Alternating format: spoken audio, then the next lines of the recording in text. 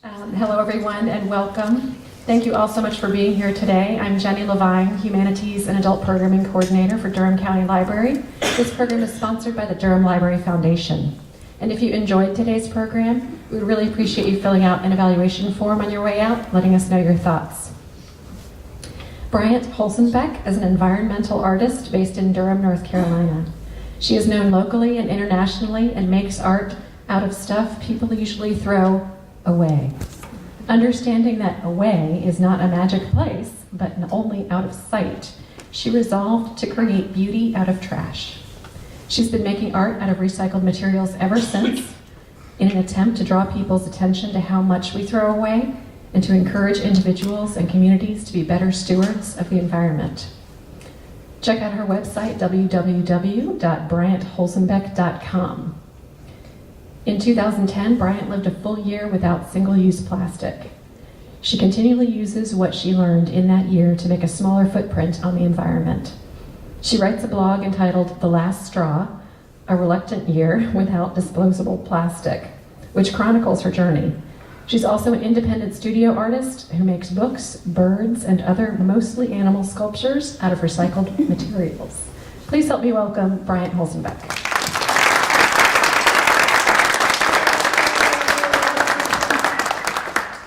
Thank you, Jenny, and thank you, everybody, for coming out on this beautiful Sunday afternoon. The sky's not blue, so we're good, right? I love public libraries. I'm so honored to be here. If you want to read a good book, read the library book. Oh my gosh, it's currently out. Thank you, Jenny, for all the things that you do to bring so much of the world into us. Jeanette Stokes, please raise your hand. She is the director of the Research Center for Living Energy. She shepherded this book, she midwifed this book, she made this book happen with the help of Bonnie Campbell, Marcy Lytle, and many other helpful people. Mary in the back, Mary McNeish, she's another midwife that's helping me find my head every day. Anyway, I just feel so grateful to, it does take a village. And I have such a wonderful community in which I live. The book is dedicated to the Scrap Exchange. Does anybody here not know about the Scrap Exchange yet? Because we are so lucky in Durham to have the Scrap Exchange. I was spending some time in Atlanta as an artist. Nothing like that there. It's a shame. If you are a child that's, if you're an adult, hello, Kim. If you're an adult that grew up here and are maybe like 30 years old or maybe even 40 years old, the Scrap Exchange was how you did your art projects. It's how you did your science projects. It's what you did when you needed an answer. If you're an adult, I'm looking at this guy who does package design. If you're like have some questions, what am I going to do? What am I going to do? You go to the Scrap Exchange. We are so lucky to have such a creative resource. Plus, I can't even tell you how many zillions of tons of plastic they save from going to landfill each year. Lots and lots and lots. Okay, so somebody said to me, let's find out, let's see a little bit. If you don't know what I do as an artist, I'm just going to show you real quick some stuff. And of course, this tells a story right there. Like, what is going on? And I'm an artist in my undergraduate degrees in sociology. And so there's always been this question like, why? What's going on here? My favorite place to visit as a child was Old Salem. You know, like, hey, they used, the world used to live without plastics. And plastics were invented, a lot of times it's invented in times of war. I think styrofoam came along because we needed to float submarines better. Anyway, but you can read this, right? You probably already read this sitting there right before me. Okay, the reason. And just some stuff that I do. Bottle caps. This is probably 50 or 60,000 collected by friends and family. Community. You can see a picture of the ocean, but if you jump in the ocean, it's a different thing. So if I get people involved in making with all the stuff to throw away. What is the scale of that? You can see it. Do you see the people? Yeah. This is an Addlestone Library at the University of Charleston College, so it's big. It's the biggest one I ever did. And hopefully the people will give you the scale. River of plastic water bottles, don't even get me started on that. But this was made in not Midland, Texas, but the other, yeah, maybe it was Midland. There's, in the Permian Basin, it's where our inland oil comes from. They cannot drink their water because the land is covered with pump jacks that pump the water out. There's fracking everywhere. They can't drink the water. We can drink our water. We're fortunate enough too. So they collected 10,000 plastic bottles, and one of the students I was working with noticed that it said, the bottle said purified.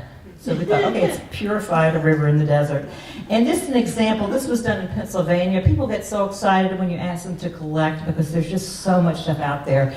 And just how big the community can get of people helping you make something. And I don't think I showed you the results. You can go on my website and see more. I mean, fruit bats, giant fruit bats.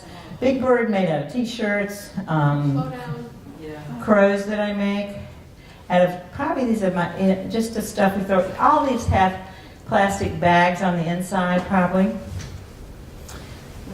You know, this is the wildlife I see around me. And one of the things that I think about a lot is how wildlife survives within the culture that we give it. You know, how it lives in smaller spaces, how it adapts.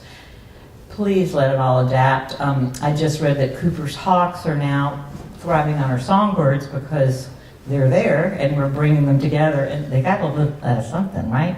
You see crows crossing Hillsborough Road from Bojangles to McDonald's. You know, you have to be a survivor to live in this world. We all do. Chickens. These are made totally out of scrap from the stuff that I make. More scrap. I mean, I won't lecture too much about the gyres in the ocean, but it's a big, big problem. By 2050, we should have more plastic than fish in the ocean. And the New Yorker before this is talking about a guy trying to solve it by picking it up, which is not really an answer. I'm much more interested in stopping it happening to begin with, or in one way we can do that is to stop using the stuff we don't need. And the article even said that people are much more interested in cleaning up than they are thinking about that front end because it's harder. But I think it's a place our society is changing more rapidly and rapidly that we really all need to be going, and we probably are. Don't waste Durham. You can join this place and have returnable stuff from returnable cartons from about 30 different restaurants. And you know, there's all these things that I get. I think England by 2010, you know, I just hear here and there and there. Oh, the Weaver Street markets are banning plastic bags. Not banning them, but you have to buy it, bring your own. That's new. And their newest one in Raleigh is going to, I think, have compostable containers. So more and more of this stuff is happening. I encourage you to ask. I encourage you to, why is this? What are you doing with your plastic? I was at our Weaver Street Co-op, and I was amazed at all these things that I hate that are plastic, like the lids to cups and stuff. They had them as compostable, big frame there. I said, so you can compost yours? And they said, yes, they could. So they have a source to compost. You know, so they are being responsible. They're doing something good. So compliment them, go to the co-op, you know, because, you know, that little arrow, that little triangular arrow, it just holds a number. It doesn't mean it's recyclable. Anyway, so some of this it's all in the book here and there and the other, but anyway, long introduction to how I got here, and with some art. So maybe we'll just go back. What do you want to look at while I'm doing this? Let's go. Can we go? Mandala. Huh? And now I'm trying to get it to go back. Jenny, here's the Jenny. Oh. I do too. Jenny's the boss. She's the person. There. And participation in. So, all right. In the beginning, January 1st, 2010. Welcome to The Last Straw, a continuing quest for life without disposable plastic. As an artist and a sculptor, I have been working with and using societal cast-offs, the stuff we throw away for many years. I have made works both using this stuff and that chronicle its quantity. I do a lot of work with students from elementary level to college age. In November 2009, I was invited to install one of my mandalas with thousands of bottle caps at the FedEx Global Education Center at the University of North Carolina. I work with many students to make it and notice that a good many of them are carrying their own refillable water bottle. It was a eureka moment for me when I realized that this was something I wanted to do myself, and that by doing it, I would be taking a tiny step toward reducing the vast quantity of plastics that I had been thoughtlessly using in my life. Where's my water bottle? This one's brand new. 10 years, I've had about 15 different ones, but some of them stay for a long time. I just like this red color because you can see it across the room. Anyway, in my everyday work, I was working with many elementary schools throughout the state and had been struggling with how to teach students about plastics pollution. Whenever I asked a young student where plastic comes from, they looked at me in consternation. What's she talking about, lady? Usually, they simply did not know or had not thought about it. The two answers I most often got were, can anybody guess if you hadn't read the book? Just guess. What are kids going to tell you? They want you to be happy. The grocery store. The store. Just the store. Yeah, grocery store is a big place. There's some other places that are big too. All of them, really.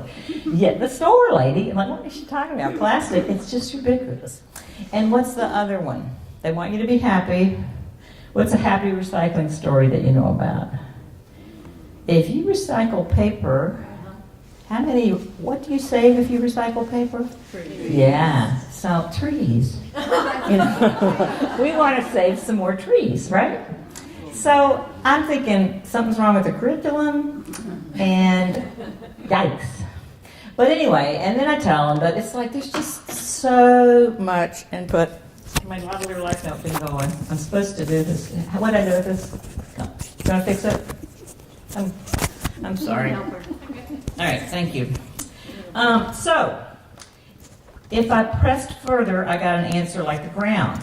It was very unusual for students to know that it comes from petroleum, just like the gasoline we use in our cars.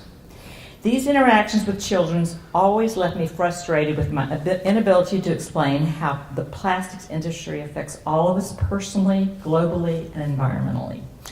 So after a week of hanging out with college students who were motivated to work for more sustainable environmental policies, it occurred to me to give a life without single-use plastic a try for 1 year. The sociologist, coming back home. I do not expect the impossible for myself as I attempt a year without throwaway plastic, but I feel ready to try. I cannot expect others to change unless I am able to. As Thich Nhat Hanh tells us in the poem below, we all breathe the same air, drink the same water. We are all part of the global currents that surround us. I need to believe that what we do as individuals does matter. That on some level, what affects me affects you. So I begin my year with curiosity and the hope that I can keep the poet within me alive as I move forward. So, Thich Nhat Hanh says, if you are a poet, you will see clearly that there is a cloud floating in the sheet of paper. Without a cloud, there will be no rain. Without rain, the trees cannot grow. And without trees, we cannot make paper. The cloud is essential for the paper to exist. If the cloud is not here, the sheet of paper cannot be here either. So, to begin, I began. And then, kind of down the line, about a week or two later, I have a chapter called Plastics That I Love. It begins with the quote, "The beginnings and endings of all human undertakings are untidy." Plastics I love. Number 1, my hot water bottle. Number 2, my laptop computer. Number 3, my cell phone and digital camera. Number 4, all the synthetic parts of my running shoes.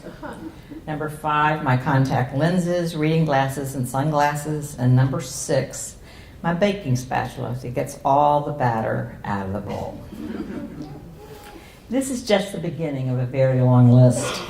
Needless to say, as I've been looking more closely at the plastics in my life, I see again and again how much I use of it on a daily basis.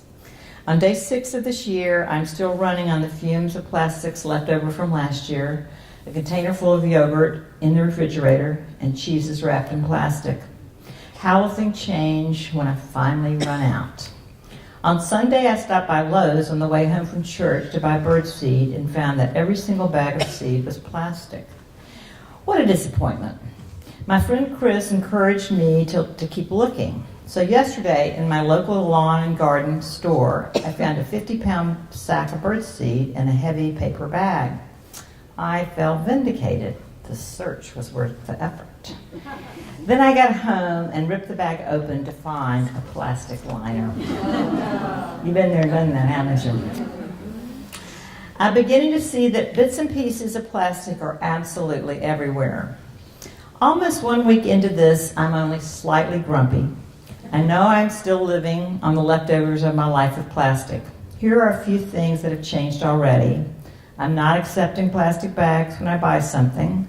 I'm stopping white people from giving me a plastic straw in restaurants, and I'm avoiding plastic silverware. And all those, if you try to do that, you know, that can be really hard. A lot of no thank you, a lot of quick, and a lot of eye rollers at you. Although I do think that's changing some. You know, just stand your ground proudly. That's what I say. These have been fairly easy to date. It is the packaging around things I want to buy that is challenging me.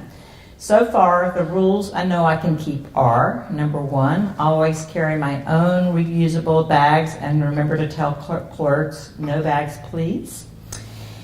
In many stores, I have to be vigilant and say this again and again for each purchase. No plastic water bottles, or styrofoam or plastic cups. I now have 2 steel water bottles. I introduced you to one. It's a lot of generations down the line, but anyway. No plastic silverware. I've decided to carry a knife, fork, and spoon with me for my own enjoyment. I was carrying my mother's silver pattern, and that lasted about 2 hours. I tried chopsticks for a while. I'm more willing now just to scope the place, no silverware. Maybe I don't want to eat there. Maybe I'll just eat with my hands. I don't know. There's some restaurants I don't go to just because they're too plastics oriented, but Co-op's a good one. It's a really good one to go to. They've got it covered. And anyway, there's others.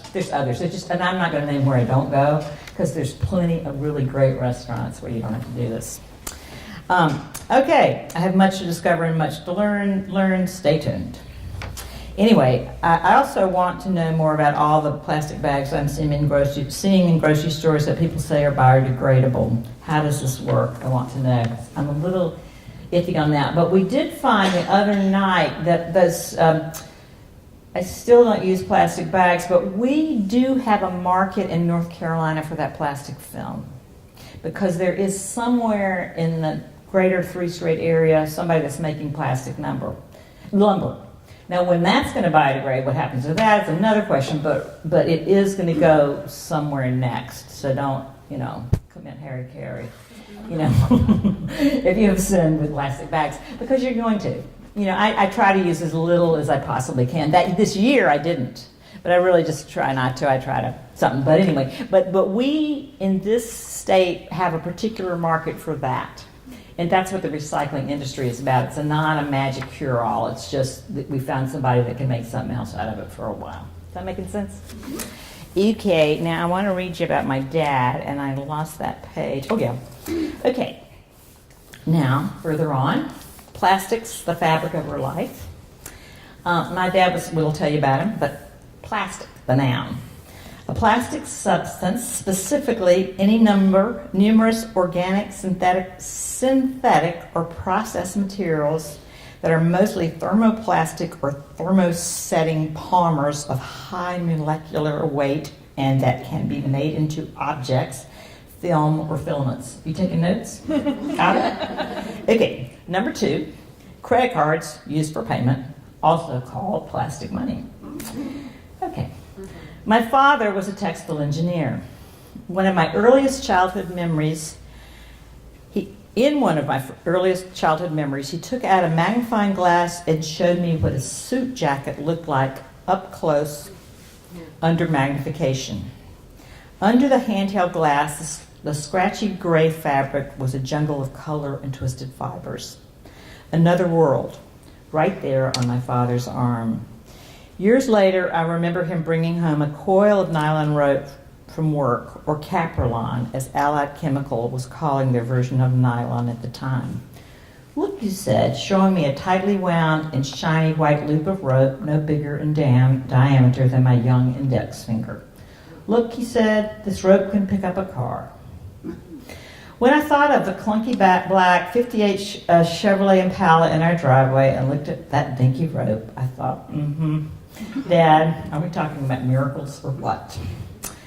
My father was on the road most weekdays, traveling to New York, South Carolina, and Virginia to visit Allied Chemical offices and factories. And what I know now, looking back, is all those cotton mills are closing down. I mean, there's just changes and changes and changes again in our world. And if we're old enough, we have a slight memory of when it used to be something else and how this wave of this miracle fabric came through to us. One spring Friday, my dad came home with 2 pairs of nylon golf pants. One, a shiny neon green, and the other, an incredible reddish orange. This was the late 50s and the early 60s, when the bravest thing I'd ever seen a man wear was a pair of Madras shorts.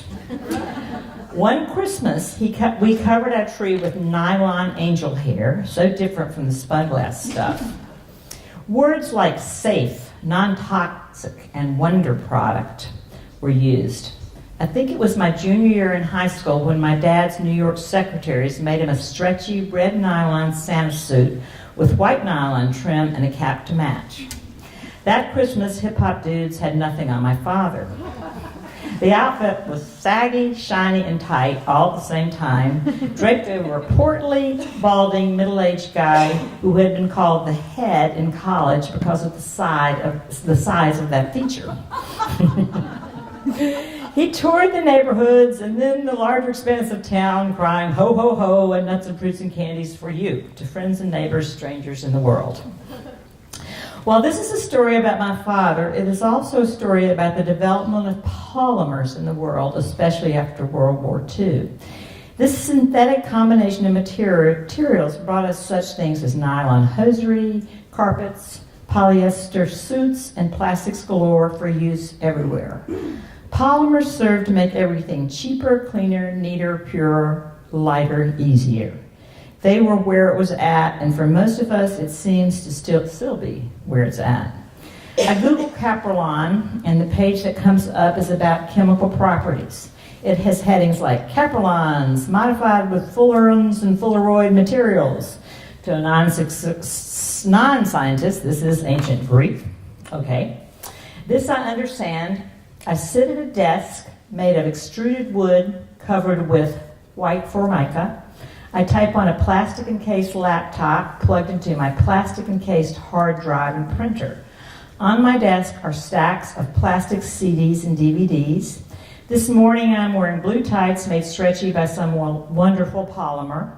The same goes for the covers of my down vest and the warm boots I am wearing inside and out.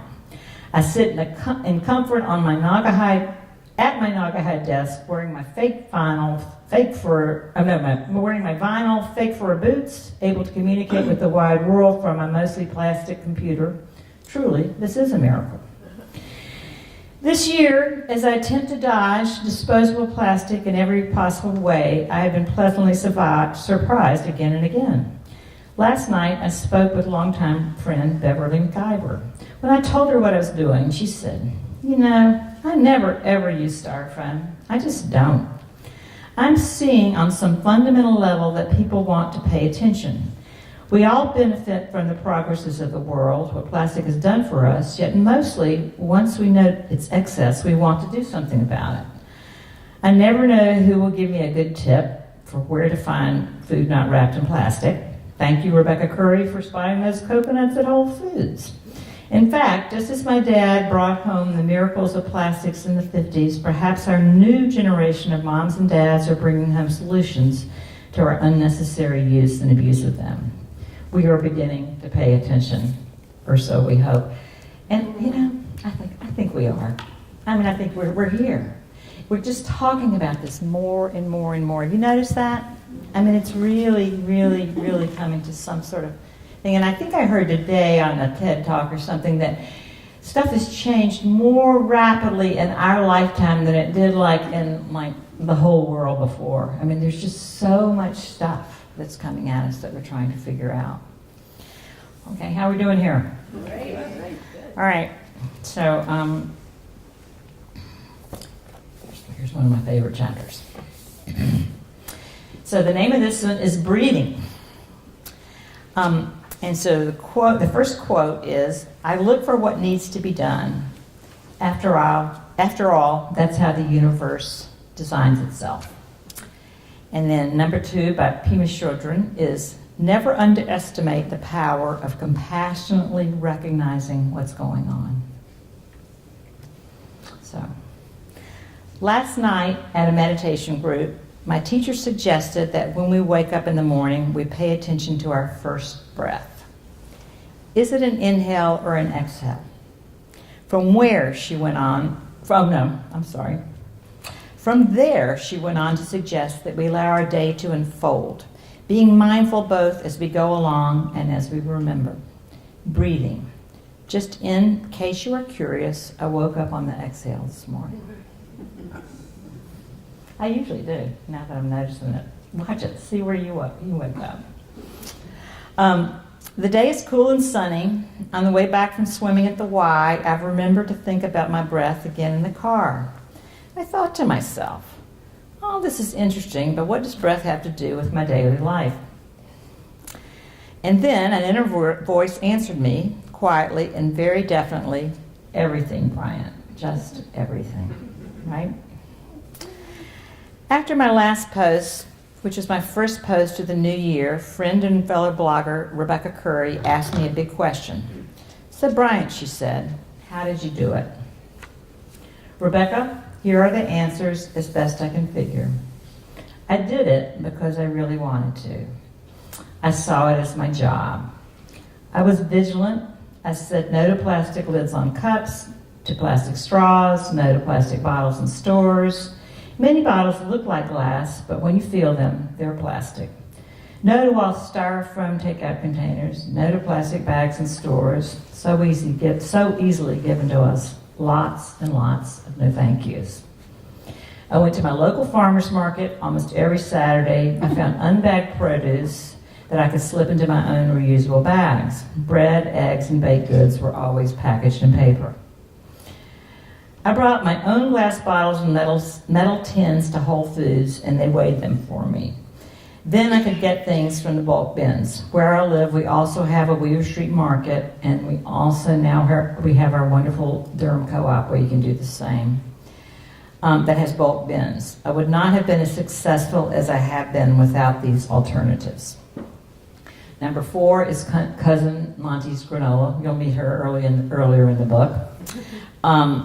Full of almonds, flax seeds, and many other good things. Making this every 3 or 4 weeks meant that there was always something when I was hungry. It was a big deal to have that. Number 5, I made my own yogurt, which turned out to be very easy. Number 6, I carried my own steel water bottle, and to make this work, I kept 3 in circulation in case I forgot one, which was often. And I think there's a whole bunch of the ones I lost at the scrap exchange now. You can get them for really cheap. Anyway, I don't know where they go, but there's a place, and hopefully they end up at the scrap exchange or some other good thrift shop. Okay, I'm in a groove now. No stopping me. As an experiment and to give myself a break, I bought a few things packaged in plastic this month. A box of Cheerios, 2 Snickers bars, and 2 boxes of crackers. I enjoyed them all, especially the Snickers bars. Yeah.